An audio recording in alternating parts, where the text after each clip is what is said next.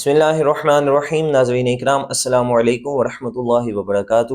آج کا جو سوال ہے وہ یہ ہے کہ جمعہ والے دن خطبہ سے پہلے جو اذان ہوتی ہے، کیا اس اذان کا جواب اونچی آواز سے دینا چاہیے یا نہیں، یا خطبہ کے دوران جب امام صاحب خطبہ پڑھتے ہوئے آیات درود پڑھتے ہیں تو اس وقت درود شریف جو ہے وہ اونچی آواز سے پڑھنا چاہیے یا نہیں؟ تو یاد رکھیے گا، خطبہ سے پہلے جو اذان دی جاتی ہے اس کا جواب دل میں دے لینا بہتر ہے، اس کا اونچی آواز میں جواب دینا نہیں چاہیے، دل میں دے لینا بہتر ہے۔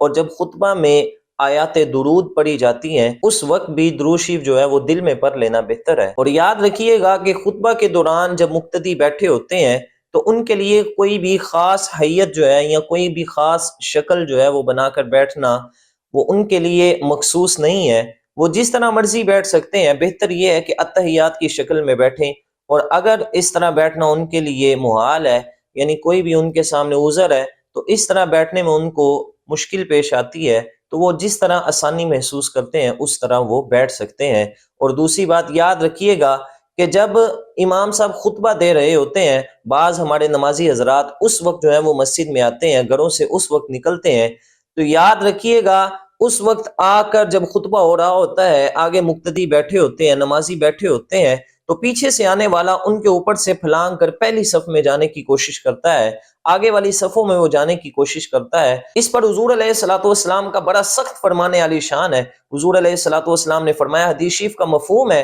فرمایا کہ جب امام خطبہ دے رہا ہو تو تم مقتدیوں کے کندھوں کو پھلانگ کر نہ جاؤ، نمازیوں کے کندھوں کو پھلانگ کر نہ جاؤ، وہ اس طرح ہے کہ گویا تم جہنم کی طرف اپنا پل تیار کر رہے ہو۔ تو اسی لیے فرمایا کہ نمازیوں کے کندھوں کو پھلانگ کر آگے نہیں جانا، پہلی صف میں جانے کی کوشش نہیں کرنی۔ اب اس صورت میں ہم نے کرنا کیا ہے؟ ہم نے یہ کرنا ہے کہ جب امام صاحب خطبہ دے رہے ہوں اور آگے مقتدی بیٹھے ہیں تو آپ جب آئے ہیں، لیٹ آئے ہیں، تو پیچھے سب سے پیچھے جہاں آپ کو آسانی کے ساتھ جگہ مل رہی ہے وہاں آپ بیٹھ جائیں۔ اگر بیٹھنے کی جگہ نہیں ہے تو کھڑے ہو کر جو ہے وہ خطبہ وہاں پر سنیں، آرام سے خطبہ سنیں۔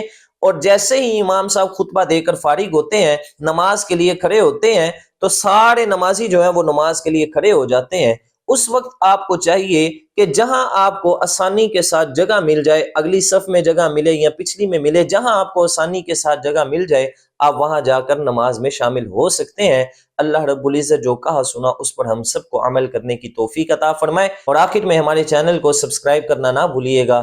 ہماری ویڈیو اچھی لگے تو لائک کریں، شیئر کریں، اور نیچے کمنٹ سیکشن میں اپنی قیمتی رائے کا ضرور اظہار کریں۔ السلام علیکم ورحمۃ اللہ وبرکاتہ۔